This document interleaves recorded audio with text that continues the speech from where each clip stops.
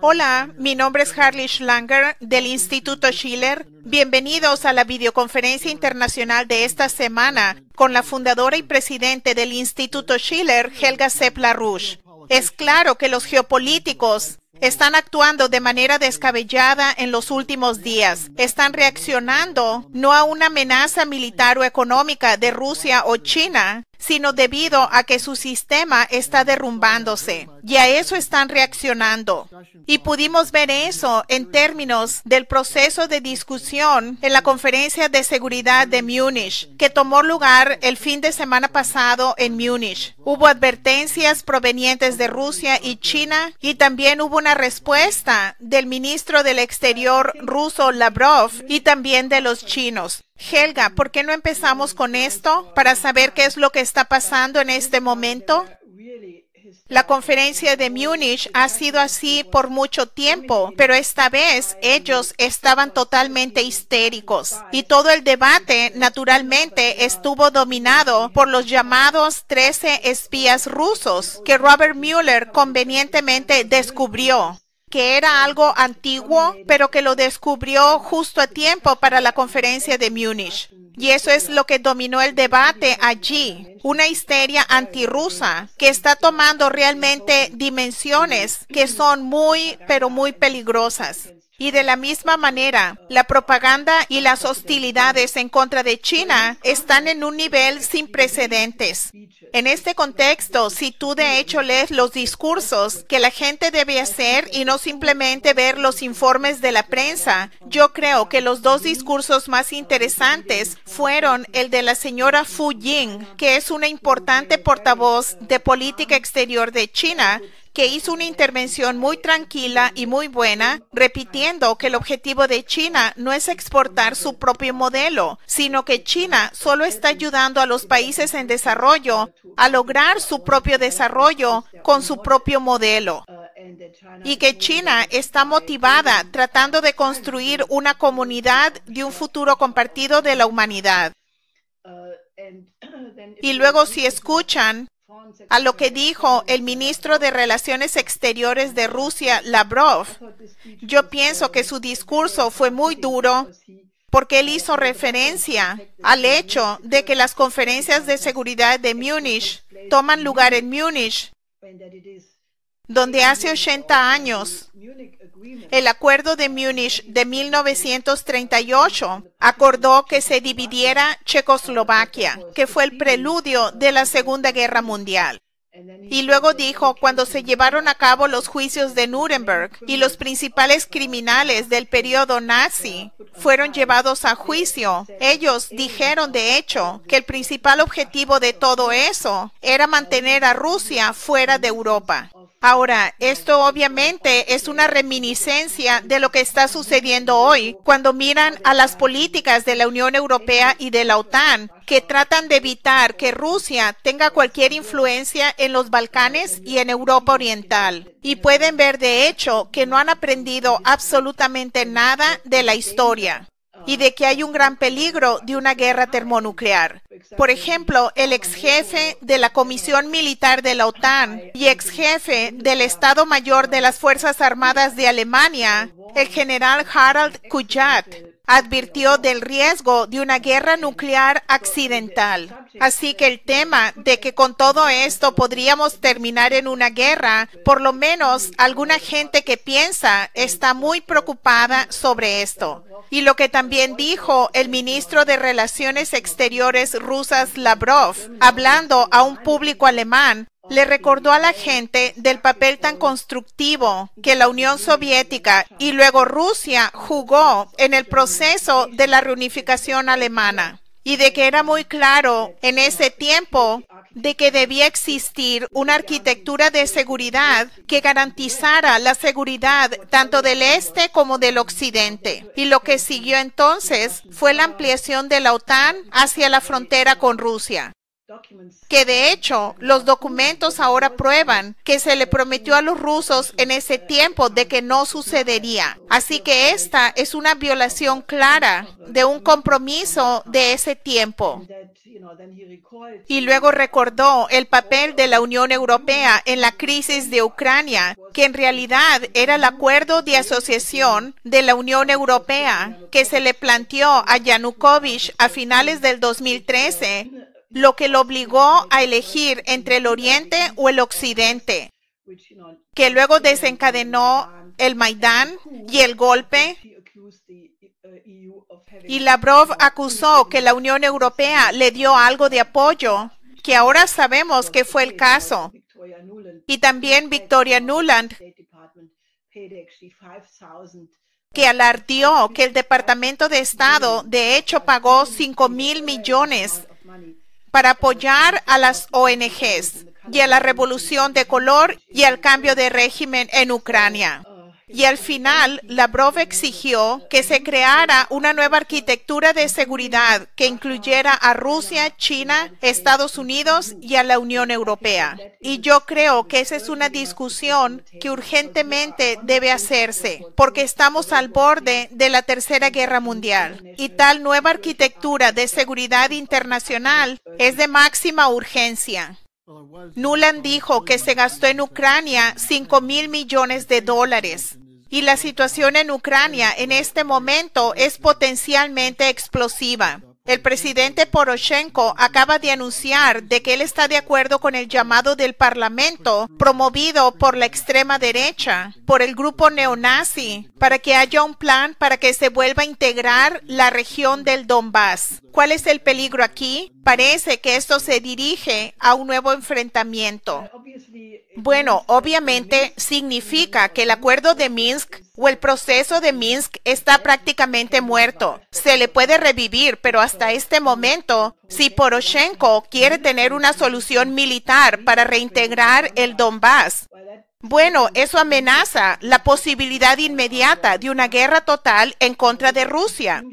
Esto es extremadamente peligroso y como vimos en los últimos días y semanas, hubo muchos ataques neonazis en contra de las instituciones rusas en Kiev, donde la policía simplemente estuvo mirando sin hacer nada. Y luego tenemos la increíble violación de los derechos humanos en contra de Natalia Vitrenko, que es la líder del Partido Socialista Progresista de Ucrania, que es uno de los principales partidos de oposición en Ucrania, y su solicitud o su intento de cumplir con las nuevas reglas del gobierno ucraniano para los procedimientos del partido fue simplemente rechazada sin ninguna explicación.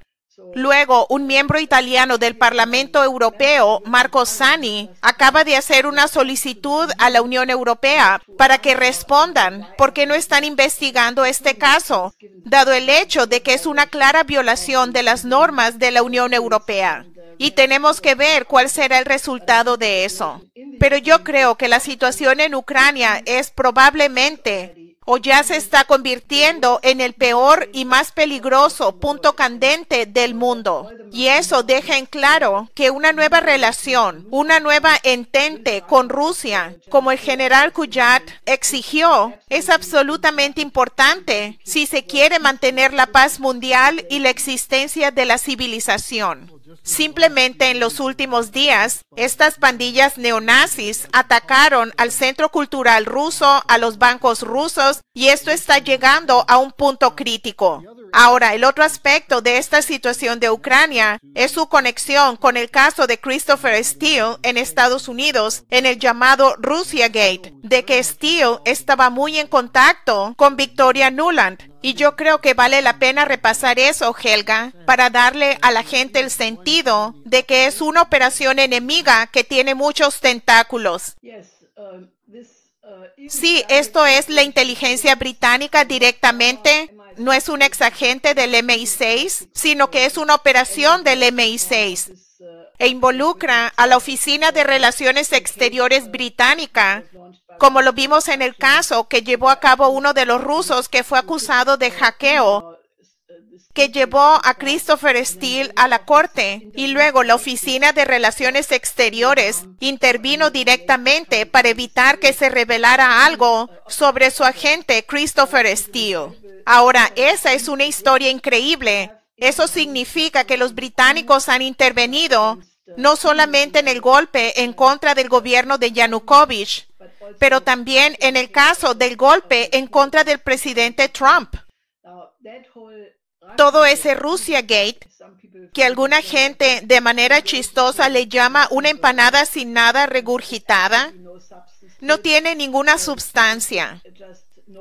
Y debemos señalar el hecho de que todas las investigaciones de las dos cámaras del Congreso, bajo el liderazgo de Núñez y de Grassley, todavía señalan absolutamente a los golpistas que estuvieron involucrados con los británicos en este golpe. En los acontecimientos recientes, el congresista Núñez ha mandado 10 o 11 otras cartas a los oficiales del actual gobierno o del gobierno anterior. Y ellos deben contestar unas preguntas muy directas, como ¿cuándo te enteraste del expediente de Steele?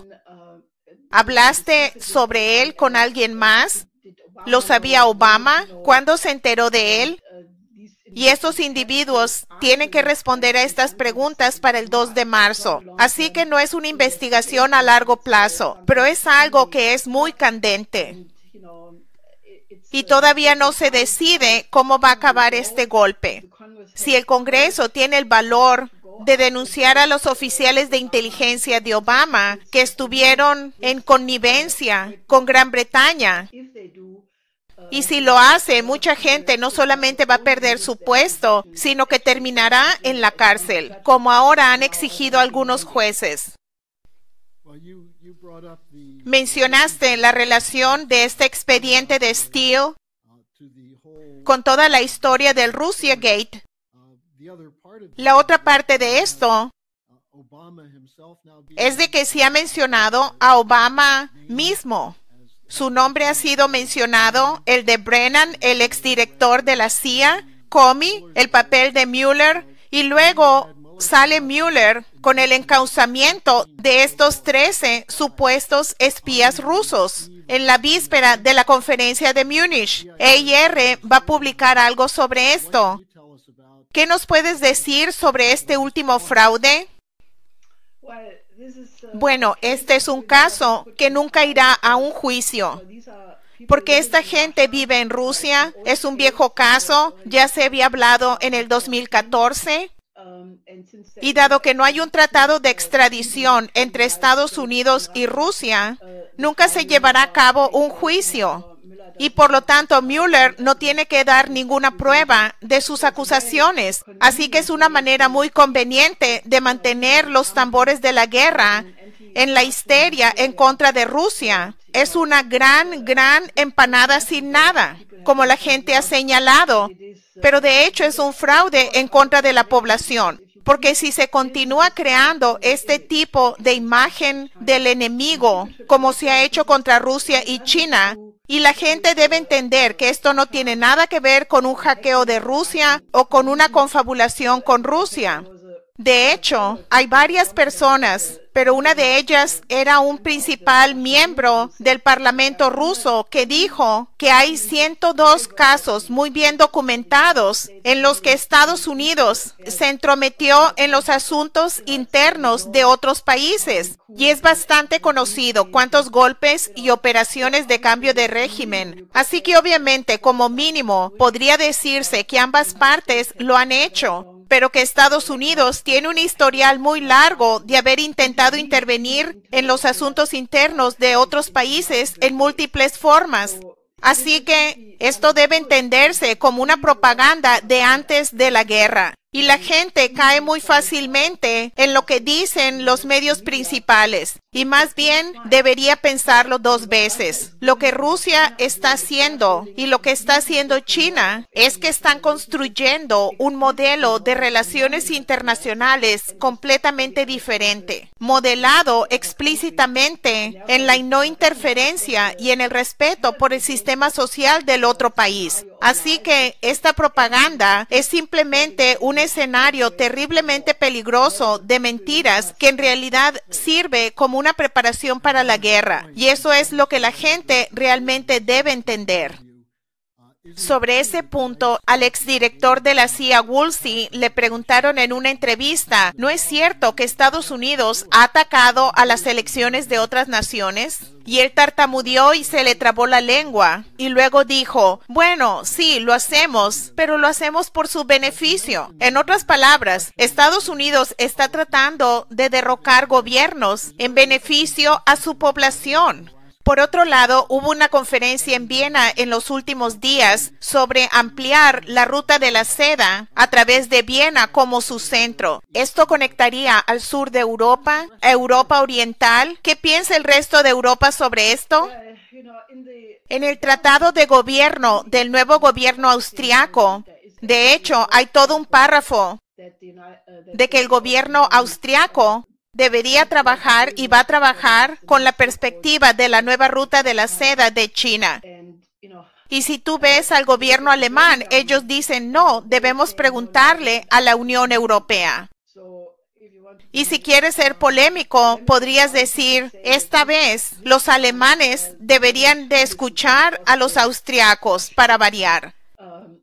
Porque la política austriaca, de hecho, es muy buena. Tomó lugar en el contexto de un foro internacional de ferrocarriles en Viena, donde se firmó un acuerdo entre los ferrocarriles austriacos y rusos para construir la línea férrea ancha de Viena a un pequeño pueblo en Eslovaquia, que es de 400 kilómetros, pero luego se conecta con la línea férrea ancha de Rusia, desde Viena a través de Rusia a China. Así que esa será la precondición para que Viena se convierta, lo que ya se dijo, un centro para la nueva ruta de la seda, lo cual es muy bueno, porque va a tener una gran influencia en todos los vecinos en Europa Oriental y en los Balcanes. Así que esto es muy bueno.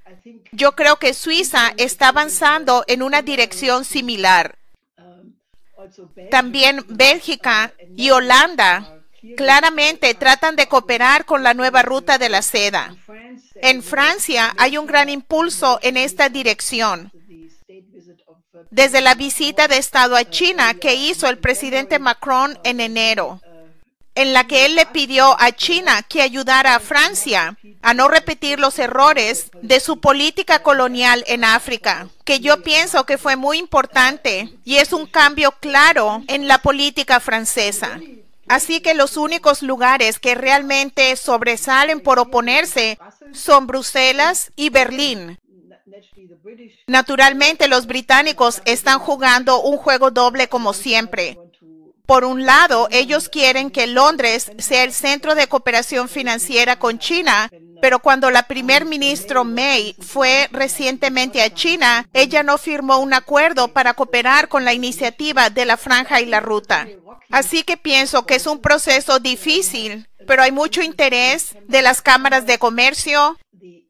El presidente de la Cámara de Comercio de Viena dijo que él estaba muy feliz que el nuevo gobierno austriaco había respondido tan rápidamente a la exigencia de la industria para que hubiera tal cooperación.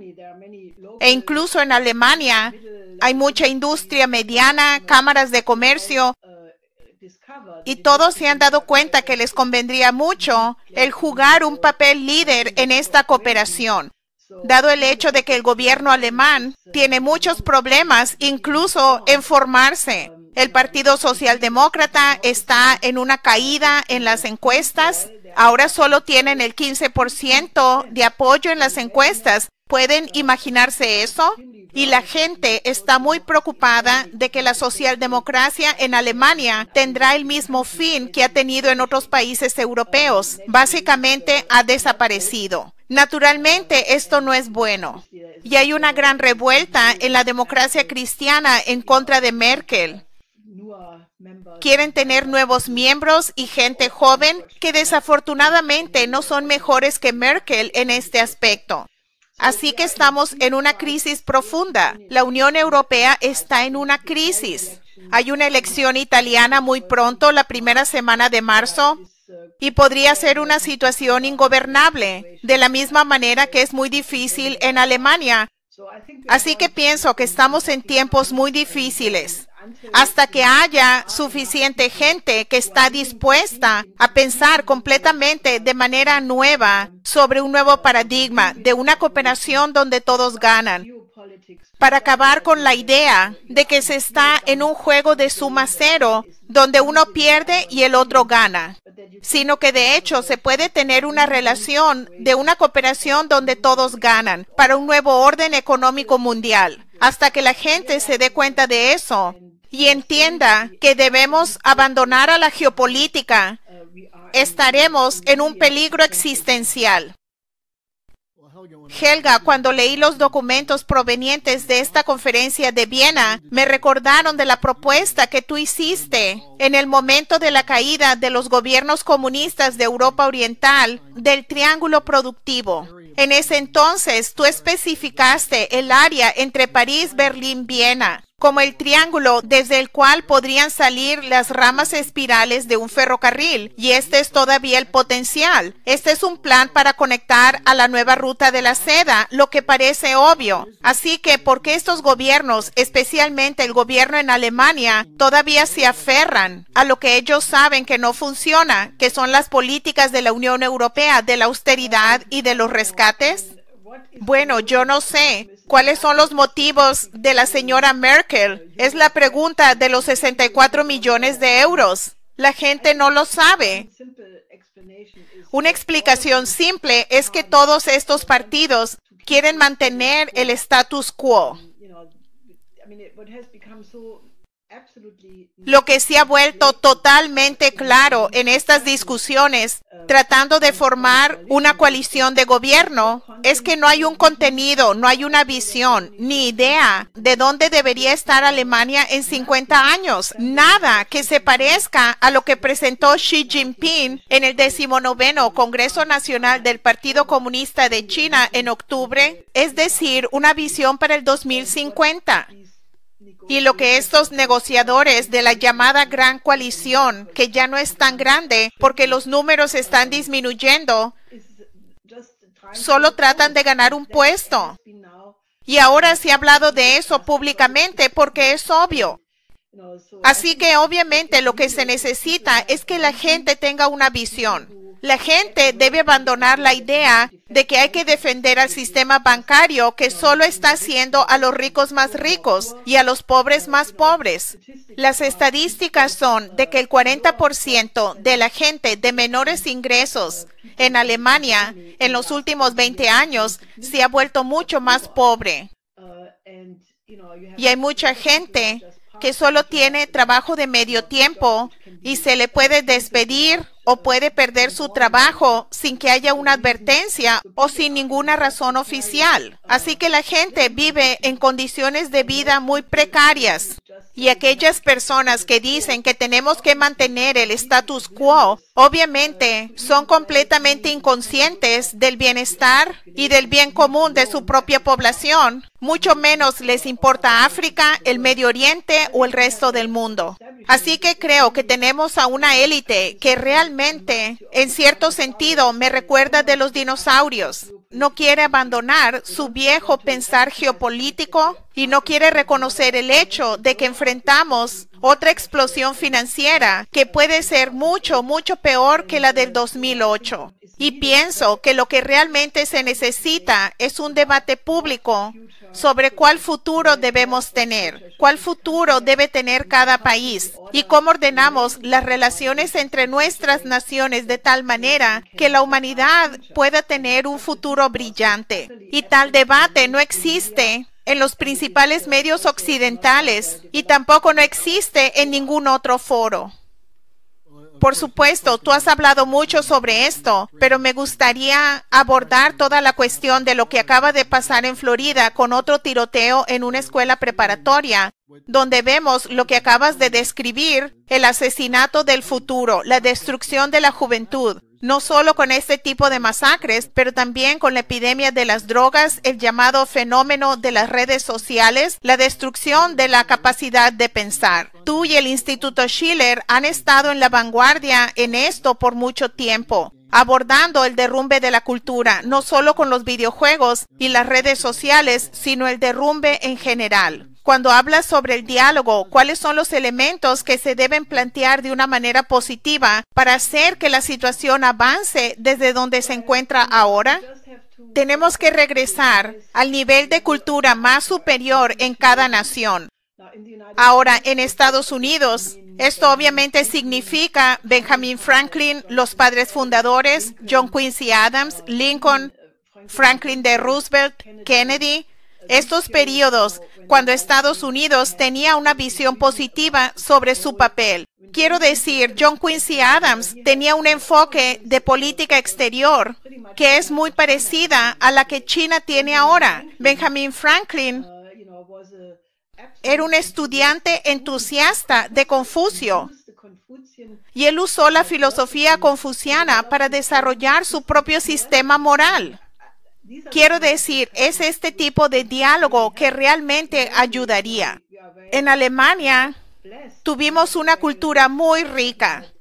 Tuvimos a muchos pensadores, desde Nicolás de Cusa a Kepler a Leibniz. Tuvimos a muchos compositores de música clásica, de Bach a Beethoven, Schubert, Schumann, muchos otros. Tuvimos a poetas fantásticos como Schiller, Lessing, Heine y muchos otros.